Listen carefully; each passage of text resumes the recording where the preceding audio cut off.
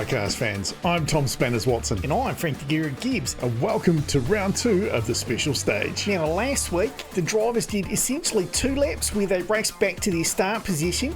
Tonight, the drivers are going to do 4 laps. So each driver is going to do 2 rounds through the joker lane and 2 through the main lane. And just like last week, it is a best of 3. So let's get into it. Tonight, we've got Mr. Dark racing Skux Bogan, the Mercury Cougar versus the Subaru. Now, last time out, Mr. Dark set the fastest track time. I wonder if he can do it after 4 laps this time. Well, we know he's quick as he gets a little bit of sideways air there. That allows Skux Bogan to take the lead on lap number 1 as they go into lap number 2. Mr. Dark now going through the joker lane. Skux Bogan getting a little bit of a lead, but oh, here goes Mr. Dark. Overtakes him through that final section on lap number 3. Mr. Dark through the main lane as he takes the lead into the start finish for the final lap.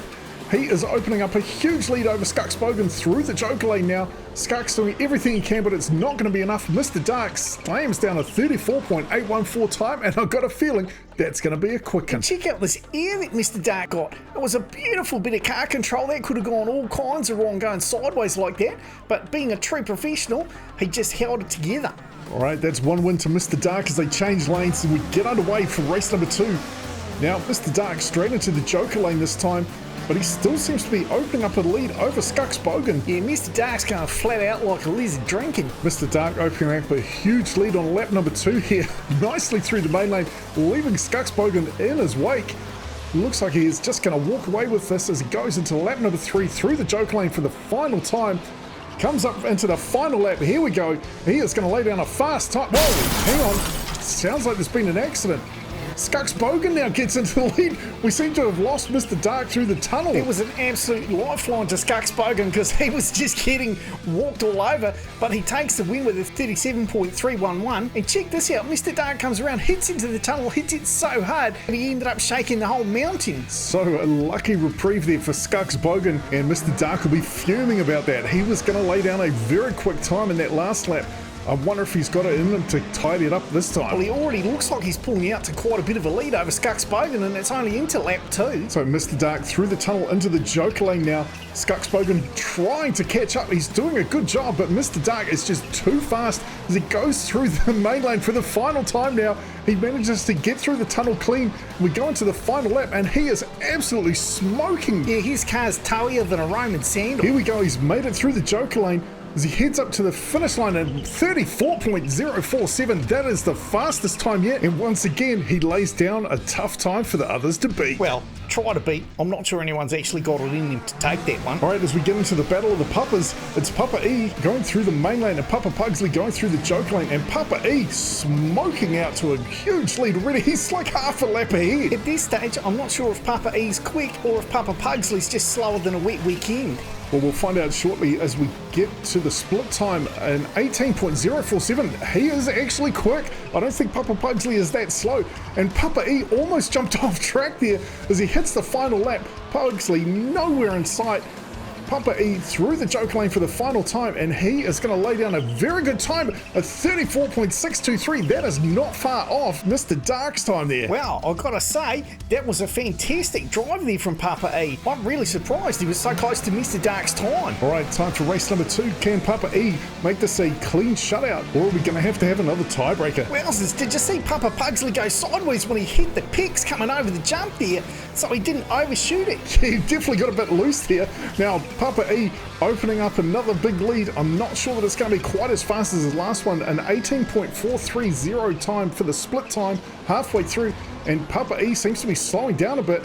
Maybe he's just taking it easy because he doesn't want to push it too hard and blow it. Well, he's certainly got a comfortable lead, but he blazes down that main lane, and it looks like he's going to take the win again, and this time a 36.294. Well, congratulations, Papa E. That's 2 in a row. You're moving on to the next round. Next up, it's Big Cat driving the number 20 Subaru going up against Marco Polo in the number 14 Ford Focus. Big Cat found out during the rallycross competition that life isn't all beer and skittles after he ended up being the bridesmaid after leading the competition for so long, and I just wonder if he's going to let that get to him this time around.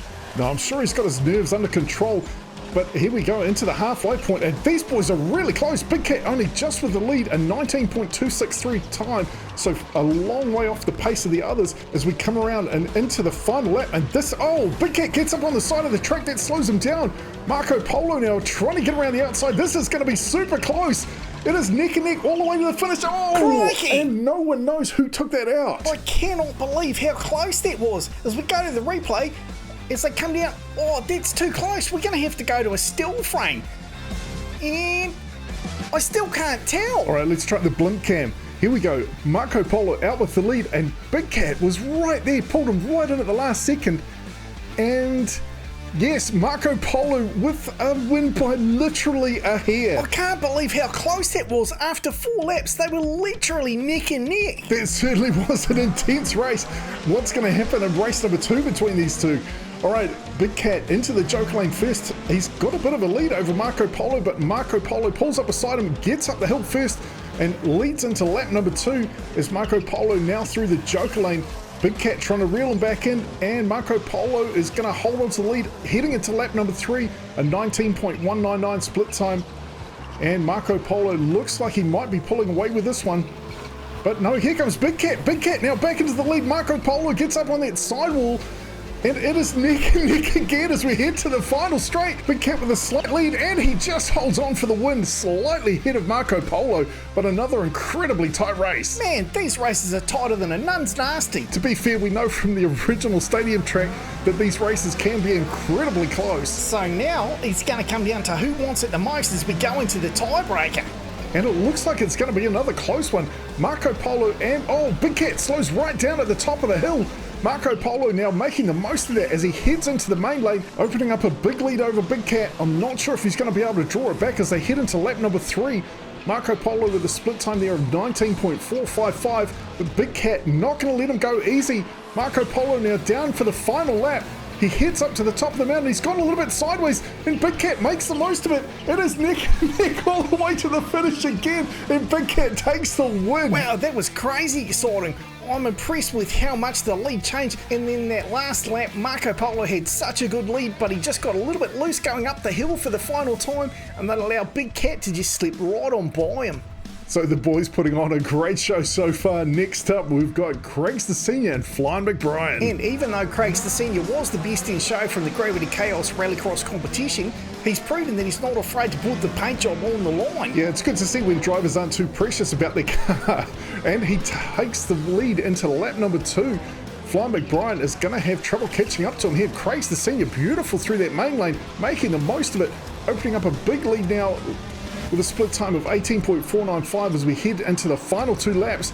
Oh, Flying McBrien's gone sideways going through the main lane. Craig's the Senior now coming through for the final lap.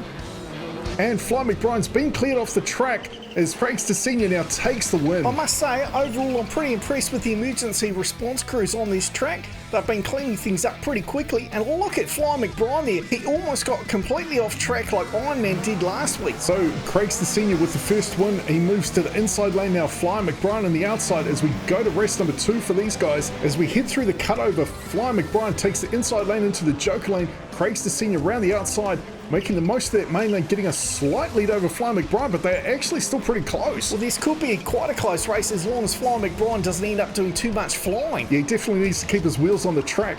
All right, a split time of 18.111 as they head into lap number 3. Craig's the Senior with the lead. His last time through the main lane, Flying McBrien left behind, I think. Unless Craig's the Senior makes a mistake, I don't see him losing this. Well, the joker lane is slower, and Flying McBrien is pushing hard, but well done, Craig's the Senior. Take that one out with a 35.583 time and moves on to the next round. All right, next up we've got Dutch Vanderschiff driving the number 3 BMW, and he's going up against the number 18 Civic driven by Whiz. Now, last week, Dutch was pushing so hard he kept getting up on 2 wheels through some of these corners, and it looks like he's pushing hard again. Yeah, he's opening up a big lead early on. They're only just into lap 2, and he's almost half a lap ahead of Whiz. Through the joker lane this time, slows down a little bit as he got a bit sideways, but a split time of 18.495, a pretty good time, and he is just opening up a monster lead now clean over the jump through the main lane. He's just got one more lap to go, heading into the final lap now. Oh, he gets up on 2 wheels. He is pushing so hard in that BMW, but it pays off. He keeps it together, takes the win with a 36.414. I do love it when drivers just give it the beans and commit everything to winning the race. That's great. All right, the drivers switch lanes. Whiz on the inside now, Dutch Vandershift on the outside as we head down to the under-over. Dutch now moving into the joke lane. Can Whiz get ahead of him through the outside lane? No, looks like Dutch is just proving far too fast for him as he maintains a solid lead, heading up into the main lane. Nice and clean, leaving Whiz behind as they get into the split time of 18.111 again. Dutch pushing so hard into that inside lane, getting up on 2 wheels again. Oh, he's pushed it too hard, he's gone over. He made it to the final lap, but Whiz now, all he has to do is cross the finish line and he is going to take the win. Poor old Dutch Vandershift there. That is a real shame. Oh, Dutch is going to be absolutely gutted about that one. He had such a big lead. He just pushed it too hard and gave it far too many beans. Well, I guess when you're driving on the edge, there isn't much room for mistakes. All right, so we go to a sudden death now. Dutch Vandershift back on the inside, Whiz on the outside. Who's going to take this final race? Well, Whiz looking pretty good there as he opens up a new lead into the joker lane. But old Dutch Vandershift rips right around the outside of him. Well, look, to be fair, based on the speed in that last race and the first one, I think Dutch should have this as long as he can keep it on the track, of course. Yeah, he might want to ease back on the beans he's giving it just a touch. Oh, come on, what am I saying? Give it as many beans as you possibly can, mate. That's more like it. All right, Dutch Vandershift moves into the lead in the final lap, and he got right up on his side there. I thought he was going to roll right over. But he holds it together this time and he takes the win at 34.751. That is a phenomenal time and only just behind Mr. Dark. Let's have another look at that final corner. Check out that. He goes right up onto his side and rides the side windows around that corner. Certainly not a traditional way of cornering. All right, final race tonight. We've got Lone Star versus Strike, Escort versus Audi. I absolutely love the look of that Escort, and of course I had one as a young lad. Do you mean lad or do you mean hooligan? Fair point. As a young hooligan then. Yeah, they were actually popular with a few of the bogans in my area as well because they were pretty quick with some simple modifications. But Strike this time takes the lead as they head into lap number 3, a split time of 19.391, so neither of them at risk of beating Mr. Dark's time, but it still looks like it's going to be an entertaining race. They are super close as they head into the final lap. Lone Star heading through the joke lane for the final time. Strike getting around the outside of him, but it is going to be super close, and it's Lone Star just with the win. I must say, overall, I'm really impressed with how close these races have been. We're not seeing too many just runaway wins. All right, race number 2 for these guys. Lone Star now on the outside, Strike on the inside, and Lone Star taking a slight lead into the joker lane, but Strike is going to head up to the finish straight first. Only just ahead of Lone Star, so heading to lap number 2. While Strike has a bit of a lead at the moment, we know that there's still plenty of laps to go yet as we finish off lap number 2, a split time of 18.559. Again, not overly impressive, but Strike doing a great job here, keeping it clean as he leads into the final lap. All he has to do is keep it together through the joker lane. I think he's well clear of Lone Star here. Oh, he got a bit of a slide on, but not enough to slow him right down. He takes the win with a 36.478 time. Well, the last race, and it's a tiebreaker. Is it going to be Lone Star or is it going to be Strike who's going to join the other 5 finalists in the big finale? All right, they're underway. Lap number 1, Strike into the joker lane first, and Lone Star is going to overtake. Whoa, nice bit of air there from Lone Star as he moves into the lead. Strike slowed down quite a bit through the joker lane. I'm not sure why. Lone Star now into the joker lane. Strike doing everything he can to make back some of that time as we headed to lap number 3, a split time of 19.711. Again, not overly quick, but Lone Star done a great job here, and Strike is out. Strike has crashed. They've cleared him from the track. Lone Star moving into the final lap, and all he has to do is keep it together to the finish, and he is going to take the win. I didn't even see what happened to Strike there. How did he crash on a straight? Well, let's just jump back to the replay and have a look. So keep your eye on Strike there. Goes over the first bump and then catches something on the sidewall, and that threw him up, and he ended up spinning around and crashing out. So we've got Mr. Dark, Papa E, Big Cat, Craig's the Senior, Dutch Vandershift, and Lone Star moving on to the big finale. Well, there's been some absolutely rip-snorting races tonight, and I'm expecting some more in the big finale next time. Well, it's definitely going to be a tough ask for a lot of these drivers.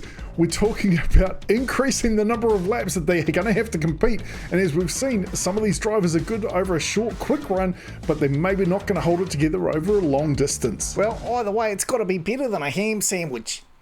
Sure. All right, that's enough from us tonight. Thanks very much for watching. I'm Tom Spanners Watson. He's Frank the Guru Gibbs. We look forward to seeing you next time.